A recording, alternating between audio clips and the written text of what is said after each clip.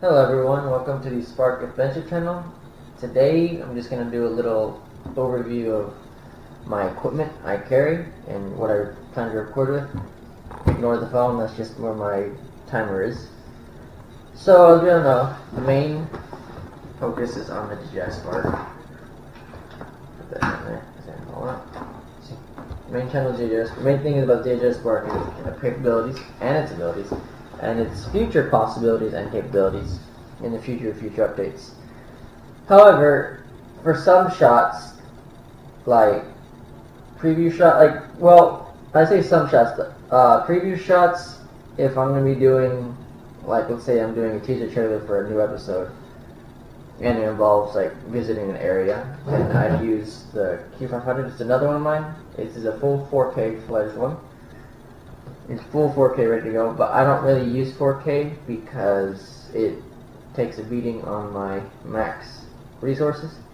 It takes 10-15 minutes to upload a 8-minute video in 4K compared to if I make an 8-minute video with my DJI Spark or 8-minute video on the Phantom on the Q500 4K, but using 1080p 60 or 1080p 30, it takes literally like around 8 minutes for an 8-minute video. So it's about even. And also, it's way lighter on my laptop, so I can upload 2 videos at one time compared to 1 video at a time in 4K. And of course, my camera itself, which is a Crosstower 4K, it's a really good camera. So many resolutions. I always use 1080p 60 because, like I said, it's easier on my Mac. Now, the reason why I chose the Spark instead of the Mavic Air is because, one, if I was going to go into a Mavic, I'd go straight for the Mavic Pro completely, because I've heard different reviews about the Mavic Air, about its Wi-Fi and doesn't have OcuSync, and that its range varies depending on your signal. So if I'm gonna go straight into a Mavic, it's gonna be a Mavic Pro. Now, because I can't afford it, because I go to university right now. I go to university, I have to pay for school, I have to pay for gas, I have to pay for books, I have to pay for a lot of things. That everything. Oh, for starters, I will spend a lot more of my time at the university. So when I upload videos, either one is going to be maybe seldomly once or once a week, or if not twice a month, basically. Now, I do like to bring the Spark with me sometimes, like if events at the university, because I have permission to fly. I've gotten with the directors and all my advisors, and they give me permission to fly this. And because I'm way farther than 5 miles, I'm okay to fly this compared to this. Now, as you know, like I said, I'm a university student, so I can't afford to buy brand new drones that come out. I always have to get them used or slightly used. This one was a slightly used package. There's literally no issues with it. This is a very clean drone completely. Minus my writing on it. It says battery number 2. Besides that. But the one time I really had to go in and dig deep was this is originally my first quad. I bought it as a damaged item because it had issues with the camera. The ESC is here and here, and there's a cracked leg here. So I did as much as and a lot of cosmetic issues, because this was a crash buy, and a lot of cosmetic issues that I ended up repairing. The only thing I couldn't repair is the cosmetic. The ESCs I repaired, the camera I repaired, the antenna I actually did mod. I don't know if y'all can tell. It's a bit of a mess down there, but right there. This is an external antenna that goes to the camera, which actually gives me around 1,800 feet of range. Now I know people will say that's barely anything. It's almost the same range as the Phantom 3, but it's good enough for me because the rule I always follow. I know people say, what are they getting like this? What's the worst? They say live and let learn, or just it's your draw and fly. I understand that, but on certain things I do follow the rules. Like for example, line of sight. This drone, the Spark, although it's capable of flying a mile, I don't take it more than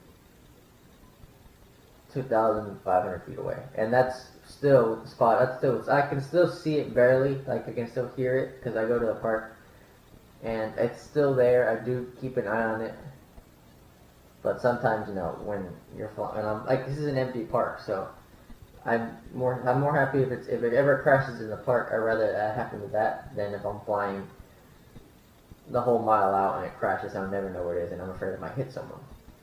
Which is why I always fly line. Which I always flew line of sight because of this thing, because I was definitely afraid of this one flying more than way far. So that's why I never did the mod on the antenna.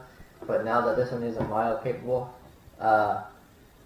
I don't tend to go really too far unless I'm doing actual tests. Like if it's a range test, I'll go out to my park way in the back, which has like literally from one point to another, a full mile, and I'll take off and do a test, see how far I can go. Now it doesn't mean that I'll fly it like at the university. I won't fly a mile away. No. I'll stay within 1,000, 2,000 foot radius around me, so I'll know where it is. So yeah, that's basically what I do. Now on vacation, of course, I am gonna bring these two. This one for more social, more like social events or parties or adventures. But when I'm doing heavy stuff, like let's say for example I go to Colorado and I need to fight winds, then I'll bring this one. They both fight wind very, very good. I'll say the Spark fights the wind a little better, but they both can fight the wind no problem whatsoever. Now for dramatic, cinematic things, of course I bring the Q500, but it's not about the Q500, so it's not fault. Sorry about that. It's not about the Q500, it's about the Spark. And that's what I'm going to prove in this channel, is that this little drone right here can do as much cinematic work as the big one while keeping friendly editing and resources, like less resource using than the 4K. Now I know I can use 1080p 60, but honestly, would you bring something this small that can record 1080p 30 and beautiful color and sharpness, or would you bring a drone that, of course, it's already preset and ready to go? It's made for this, but you have to create a big piece. Now, if I had to choose if it was local, I'd bring the Spark. If I had to, let's say, go out of town, I'd bring both, and I'd weigh my options. Like, what's the weather up here? How's the wind? Is there any interference with a lot of buildings? If so, if not, because this one runs on Wi-Fi.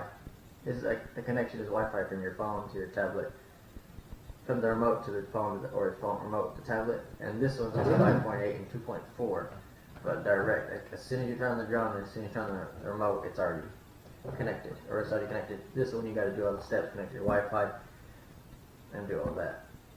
Now, it just depends. But I just want to let you know, these are the two drones I mainly use. The Q500 for perspective for teasers, and the main drone, the DJI Spark, and then my camera right here for reviews. So yeah, that about covers everything for now. I want to talk about both drones. I'll release this video will go out today, and I'll be getting my parts in the second battery and the cable and the parabolic mirror or sensor, the parabolic dish for the range extender, and then finally I'm going to review that on Wednesday, and then also do a little video of the DJI Spark skin I ordered. So I'll do how to install it and how it looks like in it. So till then, thank you all for watching. Fly safe and remember to add a little spark.